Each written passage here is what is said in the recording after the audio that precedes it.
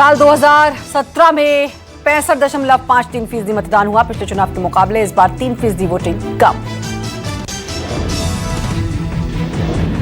2017 में बीजेपी ने इन 55 सीटों में से 37 सीटें जीती थी। सपा ने 16 सीटों पर जीत दर्ज की थी। बीएसपी को एक भी सीट नहीं मिली थी। सोमवार को उत्तराखंड की 70 सीटों और गोवा की 40 सीटों पर भी हुई वोटिंग। उत्तराखंड में 62.5%, गोवा में 78.94% हुआ मतदान। उत्तराखंड की 70 सीटों पर 632 उम्मीदवारों की किस्मत ईवीएम में हुई कैद। वहीं गोवा की 40 सीटों के लिए 301 प्रत्याशी मैदान में।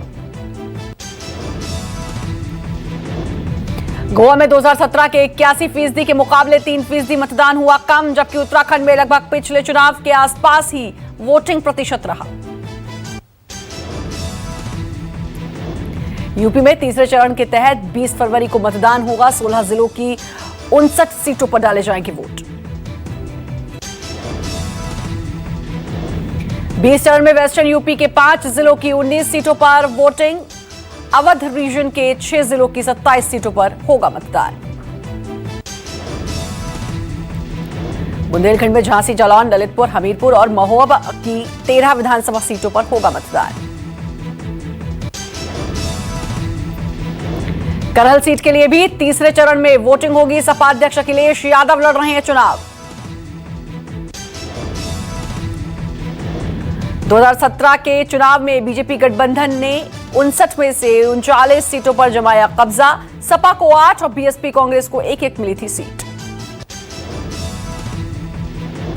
तीसरे चरण में जिन 16 जिलों में चुनाव होने हैं उनमें इटावा, मैनपुरी, एटा, फिरोजाबाद सहित 9 जिले यादव बाहुल्य हैं।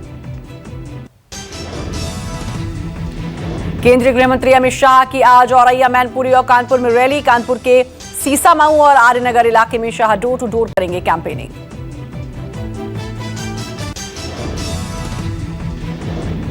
केंद्रीय मंत्री नितिन गडकरी आज प्रयागराज में रहेंगे। गडकरी प्रयागराज पश्चिम सीट से प्रत्याशी सिद्धार्थनाथ सिंह के पक्ष में करेंगे प्रचार।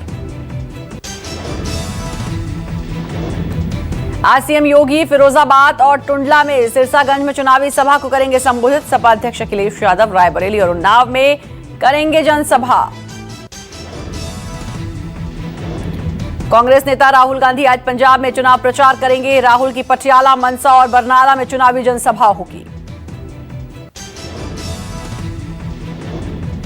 दिल्ली सीएम और आप संयोजक अरविंद केजरीवाल आज पटियाला में कैंपेनिंग करेंगे। केजरीवाल की सुबह 11 बजे प्रेस कॉन्फ्रेंस भी होगी। चंडीगढ़ में शिरोमणि अकाली दल आज मैनिफेस्टो जारी करेगा। पार्टी नेता सुखबीर बादल दोपहर 12:30 बजे घोषणा पत्र जारी करेंगे।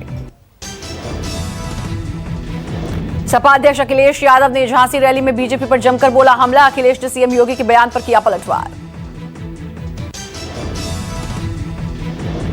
अखिलेश का बयान, 2 चरणों में मतदान का रुख देखकर मुख्यमंत्री जी चेहरे पर सुबह ही 12 बज गए।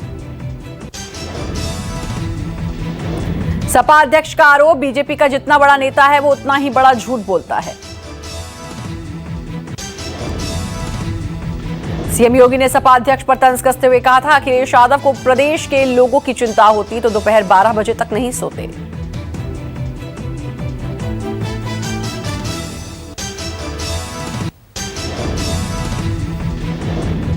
पंजाब के जालंधर में पीएम मोदी की रैली। प्रधानमंत्री ने शक्तिपीठ माता त्रिपुर मालिनी मंदिर जाने की इजाजत नहीं मिलने पर पंजाब प्रशासन को लिया आड़े हाथ।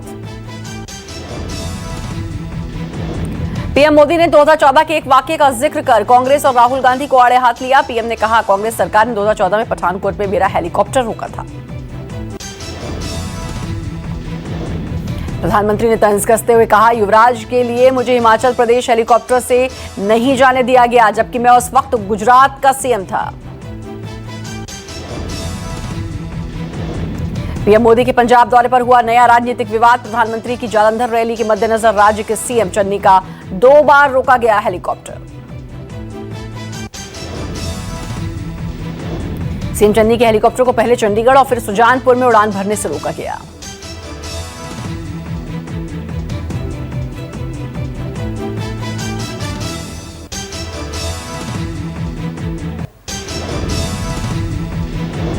चुनाव प्रचार करने से रोकने का आरोप लगाते हुए चन्नी ने कहा, मैं मुख्यमंत्री हूं, कोई आतंकी नहीं।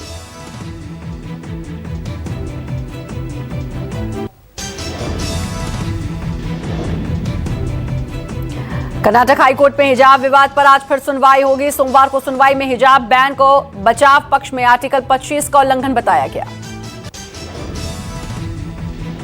संविधान के आर्टिकल 25 के तहत धार्मिक मान्यताओं और परंपराओं को निभाने की आजादी दी गई है। राज्य के शिक्षा मंत्री ने बताया, 16 फरवरी से 11वीं और 12वीं के स्कूल कॉलेज फिर खोले जा रहे हैं।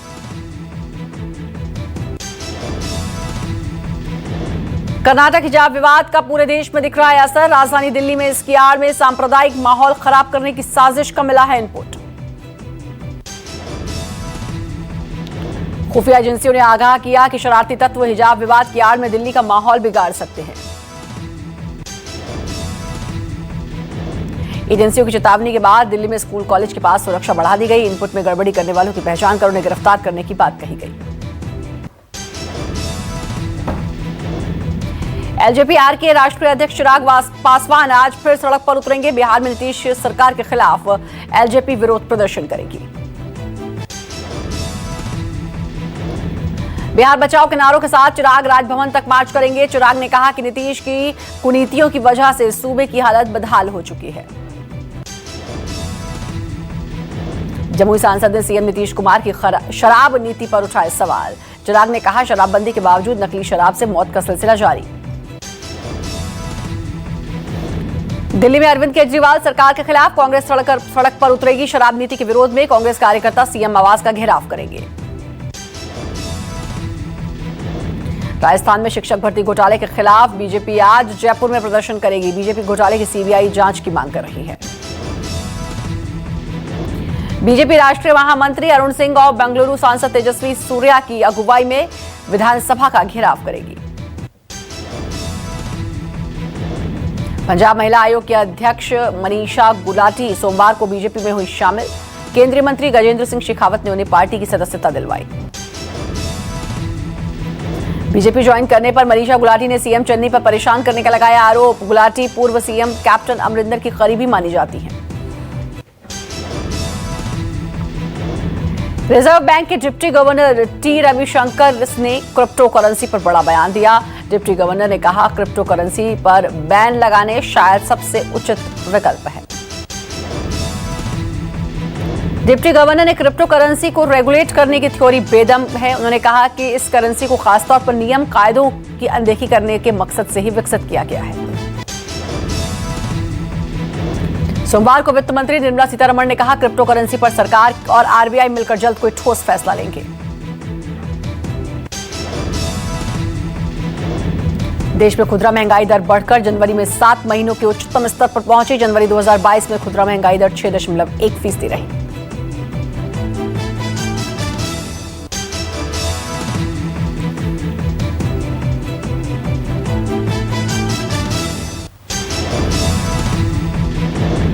झारखंड के सबसे बड़े चारा घोटाला में डोरंडा ट्रेजरी अवैध निकासी पर फैसला। घोटाले में आरजेडी अध्यक्ष लालू प्रसाद सहित 99 आरोपी। डोरंडा कोषागार केस में फैसले पर सुनवाई के लिए लालू रांची में हैं। कोर्ट ने आरजेडी नेता समेत सभी आरोपियों को मौजूद रहने के आदेश दिए। 1996 में डोरंडा कोषागार से 139 करोड़ की अवैध निकासी हुई। डोरंडा केस में लालू को सजा तय मानी जा रही है। इस घोटाले में अधिकतम 7 साल की सजा हो सकती है। इसमें से 3.5 साल की सजा लालू काट चुके हैं। डोरंडा कोषागार केस पे आने वाले फैसले से पहले लालू प्रसाद की बेटी मीसा भारती ने कहा, उनकी तबीयत बेहद खराब।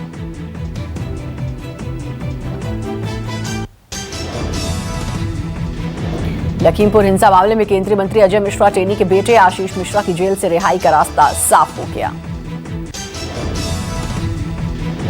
आशीष मिश्रा के जमानत आदेश में धारा 302 और 120B को भी जोड़ा गया। 10 फरवरी को दी गई जमानत में ये धाराएं छूट गई थी।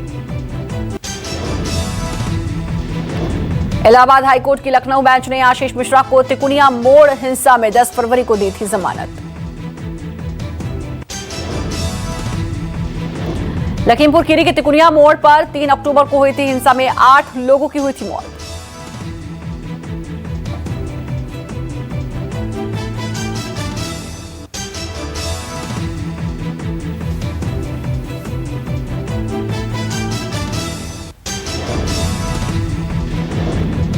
भोपाल सांसद साध्वी प्रज्ञा ठाकुर को सेक्सटॉर्शन में फंसाने का मामला, भरतपुर के 2 युवक गिरफ्तार। भोपाल की सांसद साध्वी प्रज्ञा ठाकुर की गई थी वीडियो कॉल के दौरान चलाया गया था लड़की का अश्लील वीडियो। कॉल रिकॉर्ड कर सेक्सटॉर्शन के जरिए ब्लैकमेल करने की साजिश, रवीना वारिस खान अरेस्ट। फर्जी वीडियो को वायरल करने की धमकी देकर मांगे गए थे पैसे, सांसद ने दर्ज कराया था केस।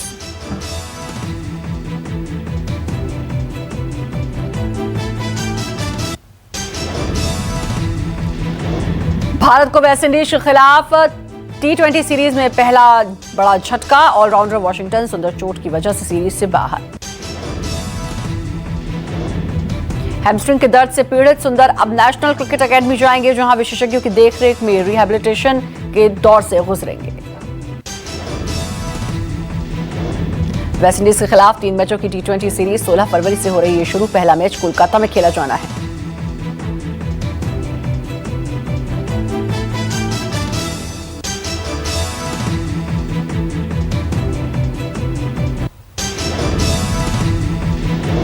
देश को कोरोना के खिलाफ जल्द मिलेगी नई वैक्सीन। सरकार ने बायोलॉजिकल बनाई कोबीवैक्स वैक्सीन की इमरजेंसी इस्तेमाल की मंजूरी दी है। 12 से 18 साल तक के बच्चों को ध्यान में रखकर वैक्सीन बनाई गई। वैक्सीन की अंतिम मंजूरी के लिए DCGI का प्रस्ताव भेजा गया। DCGI की मंजूरी मिलने के बाद कोबीवैक्स 15 साल से कम उम्र के बच्चों को लगने वाली पहली वैक्सीन होगी। पिछले 24 घंटे में यूपी में कोरोना के 1776 मामले, राज्य में कोरोना से 10 लोगों की मौत। पिछले 24 घंटे में 3101 कोरोना संक्रमित ठीक, कुल संख्या 20 लाख के पार। यूपी में अब तक 23,391 संक्रमितों की मौत, अब भी 15,276 कोरोना के एक्टिव मरीज। यूपी में कोरोना के सबसे कम एक्टिव मरीज कासगंज में, हाथरस और कोरोना में कोरोना से के 16 मरीज। पिछले 24 घंटे के दौरान सबसे ज्यादा कोरोना के नए मरीज लखनऊ में मिले। गौतम बुद्ध नगर में 125, लखीमपुर खीरी में 92, वाराणसी में 80 और झांसी में 79 नए मामले। यूपी में इस समय लखनऊ में 1921 कोरोना के मरीज, प्रयागराज में 1103 और मेरठ में 930 एक्टिव मरीज। दिल्ली में कोरोना के 586 नए मामले, पिछले 24 घंटे में 4 संक्रमितों की मौत। दिल्ली में पिछले 24 घंटों के दौरान 42,797 सैंपल टेस्ट, इनमें से 586 की रिपोर्ट पॉजिटिव। कोरोना के घटते मामलों के बीच पश्चिम बंगाल में भी कम हुई पाबंदियां, अंतर्राष्ट्रीय उड़ानों पर प्रतिबंध वापस लेने का फैसला, मंगलवार से लैंड होगी उड़ानें। शर्तों के साथ पश्चिम बंगाल में उड़ानों से हटी पाबंदियां, अंतर्राष्ट्रीय यात्रियों को या तो फुल वैक्सीनेट या फिर उड़ान के 72 घंटे के भीतर RT-PCR टेस्ट नेगेटिव होना चाहिए। पश्चिम बंगाल में 16 फरवरी से खुलेंगे स्कूल, रात 12 बजे से सुबह 5 बजे तक रात का कर्फ्यू जारी। केरल में कोरोना के 8,989 नए मामले, 178 की मौत। राज्य में अब तक संक्रमितों की संख्या बढ़कर 64 लाख के पार, महामारी से मरने वालों की संख्या 62,377। कर्नाटक में पिछले 24 घंटे में कोरोना वायरस के 1,568 नए मामले, 25 की मौत। तमिलनाडु में कोविड-19 के 1,634 नए मामले, 17 लोगों की मौत। मुंबई में कोरोना के 192 नए मामले, 2 लोगों की मौत। पिछले 24 घंटे में कोविड-19 के 34,113 नए मामले, 346 लोगों की कोरोना से मौत। दुनिया में कोरोना संक्रमण से पिछले 2 साल में 41.27 करोड़ लोग संक्रमित, जबकि 58.36 लाख लोगों की मौत। संक्रमण रोकने के सख्त उपायों का कई देशों में विरोध, सड़कों पर उतरे प्रदर्शनकारी। कनाडा अमेरिका पुल से प्रदर्शनकारियों को हटाया गया। चीन में ओलंपिक खेलों में सख्ती। ओलंपिक में काम कर रहे चीनी कर्मचारी परिवार से दूर, ओलंपिक खेलों में भाग ले रहे खिलाड़ियों का ख्याल रखते हुए फैसला। चीन में 50,000 से ज्यादा कर्मी ग्रेट वॉल जैसी बाड़बंदी के अंदर चीन ने ऊंची दीवार बनाई। कोरोना विरोध पर न्यूजीलैंड की पीएम जसिंडा अर्डर्न ने कहा, संक्रमण की रोकथाम के लिए जारी आदेशों का विरोध करने वाले प्रदर्शनकारी धमकी और दमन का ले रहे सहारा। न्यूजीलैंड में एक हफ्ते से राजधानी की सड़कें बाधित, स्थानीय प्रशासन अपना सकता है सख्त रोक।